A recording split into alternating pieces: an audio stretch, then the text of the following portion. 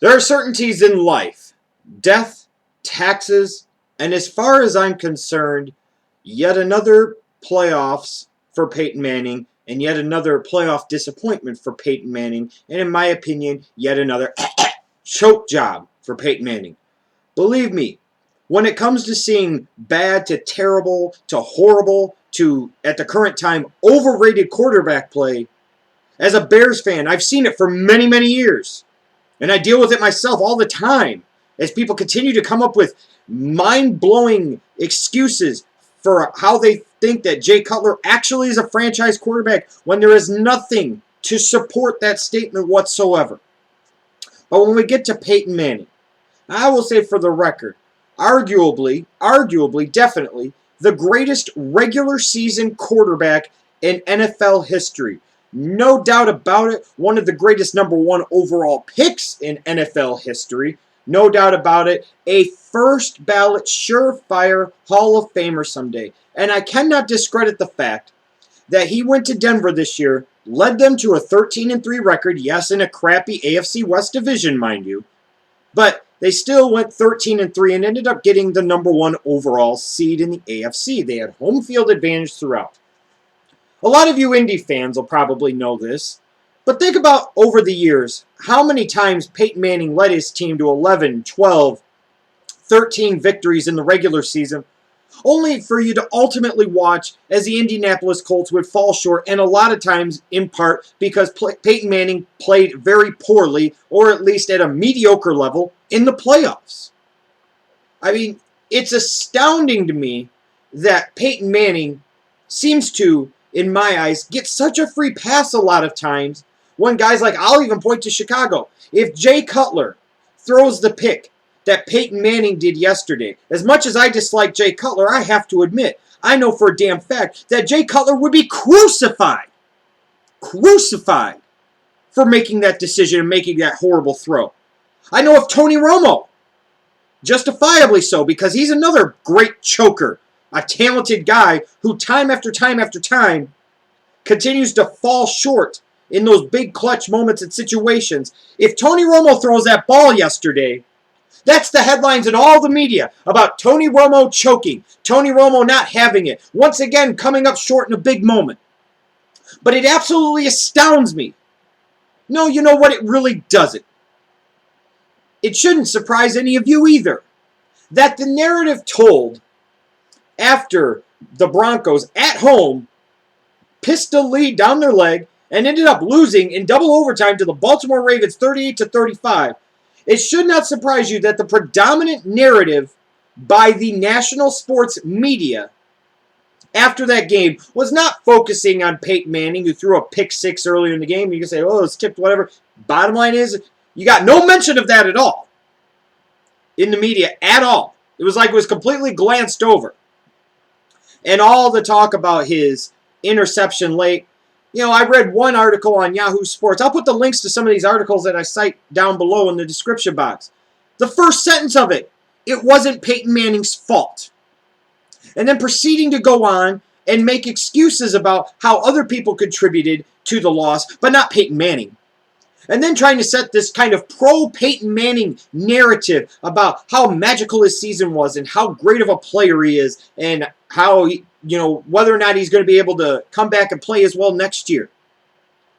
You know, Peyton Manning deserves a lot of positives. But we find this so often, don't we, when it comes to the NFL, that when a team wins, and this is somewhat understandably so, that when a team wins, the person that always seems to get the most credit is the quarterback. It could be a total team effort in a victory. It could be a total team effort. But that quarterback is going to get 80 to 90% of the media and press coverage. That's not even debatable. But isn't it magnificent and at the same time kind of puzzling to you if you think about it? How a guy like Peyton Manning could throw a horrible pick, make a terrible decision, make a terrible throw in a key situation. And it's like, they're blaming Raheem Moore. They're blaming John Fox. They're blaming the referees. They're blaming everybody other than the fucking quarterback. You know, this is not one of these situations where you can only praise a guy when he does well, and then you crap on him. You don't get to crap on him when he does poorly. No, for all the attention that Peyton Manning gets, for all the shoving up our asses we get when it comes to Peyton Manning, from the mothership ESPN and all the other evil national sports media that clearly has displayed a pro-Peyton Manning bias over the years because he's good for business, because ratings depend on him, because there are all these companies investing all this advertising money into the NFL in part because of Peyton Manning. So they don't want to shit on the guy too much because it's bad for business. And this is a problem when you deal with corporate-owned media. You could talk about that in the political world, no question about it. But it covers sports too, because you could clearly see article in FoxSports.com. Some more Peyton Manning bias. You can find it all over the damn place. It's not good for business for ESPN and some of these other national media sports outlets to shit all over Peyton Manning. And as a result, they don't. Which means they should have their credibility called into question. It's another Peyton Manning playoff loss. Here come the excuses.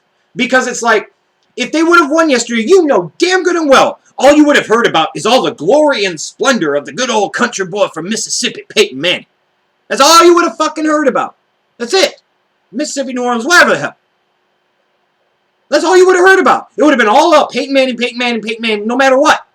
But it seems like now, when he has a track record, a history of coming up short in the playoffs, either his teams or via his own personal performances, there's all these other excuses that could be made. Why does a guy get 90% of the credit when they win, and the media and some of the fans that have bought into this biased BS find a way to deflect 90% of the blame away from Peyton Manning? It's like, yeah, he threw a bad pick, but let's focus on this, and this.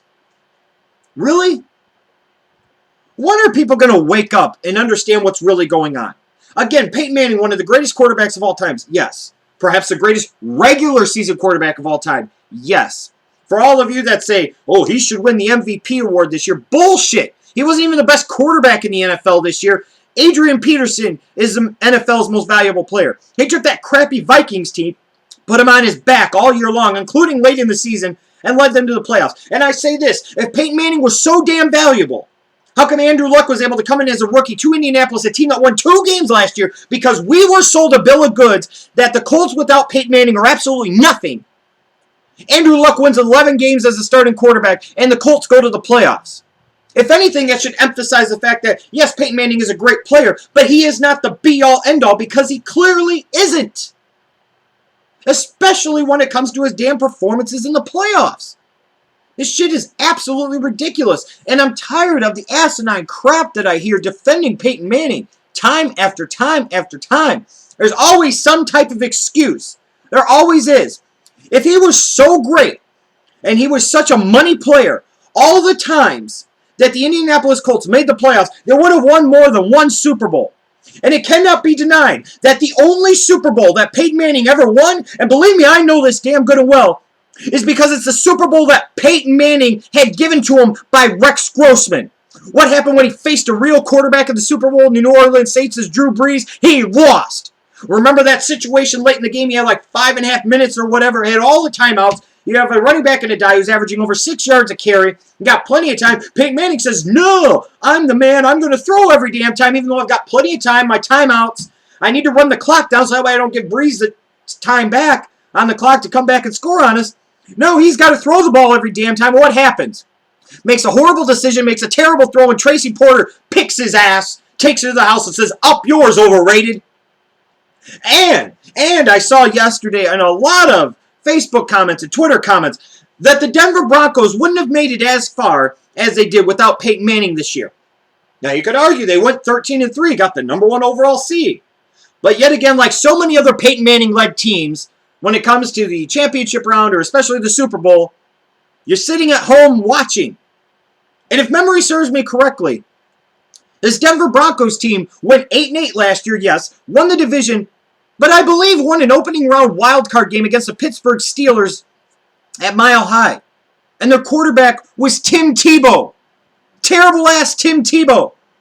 So when it comes down to it, who gives a shit about regular season records? Once you make the playoffs, your only goal is to try and win the Super Bowl. They made it just as far last year with Tim Tebow as quarterback as they did with Peyton Manning as their quarterback this year. That can't even be argued.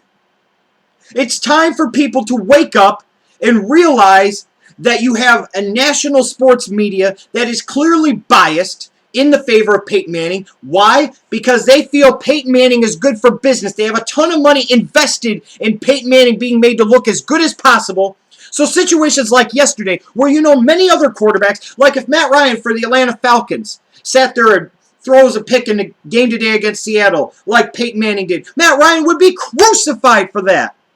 What's the difference? Especially when he doesn't have nearly, same thing with Romo or Jay Cutler, they don't nearly have the pedigree and the track record of failures and poor performances in the playoffs, nearly to the level of Peyton Manning does. Why does Peyton Manning get such a free pass? It's because it's about money. It's about ratings. And it's about the more they pump this sunshine down your throat and up your arse, the more likely you are to watch his TV commercials, buy his merchandise, buy the products that he endorses. And that's good for the media. That's good for the NFL. That's good for Peyton Manning. That's good for the advertisers and the companies that get behind the NFL and Peyton Manning. It's time to wake up, people. Peyton Manning is the greatest regular season quarterback of all time. But that's where it stops. When it comes to the playoffs, he's a failure time after time after time. The only time he won a Super Bowl is when Rex Grossman gave it to him. And yet again, as I talked about earlier this year on this channel, don't buy into the Peyton Manning BS, because the real Peyton Manning will show up in the playoffs. And once again, when it comes to Peyton Manning, I know what I'm talking about, and he validated me and proved me right yesterday. So, Peyton Manning, thank you. You made me look like a genius. Bronco fans, you never know. Next year could be your year. So, don't get too down on yourselves, but face the facts. This is what you signed up for when you brought in Peyton Manning. And it's time, seriously, that we stop always listening to the national sports media, because they are the true evil, because they will paint the narrative that is best for business instead of giving you true, honest journalism. In this era of sensationalized media, that should surprise absolutely nobody. That's the evil of ESPN and others, in my humble opinion.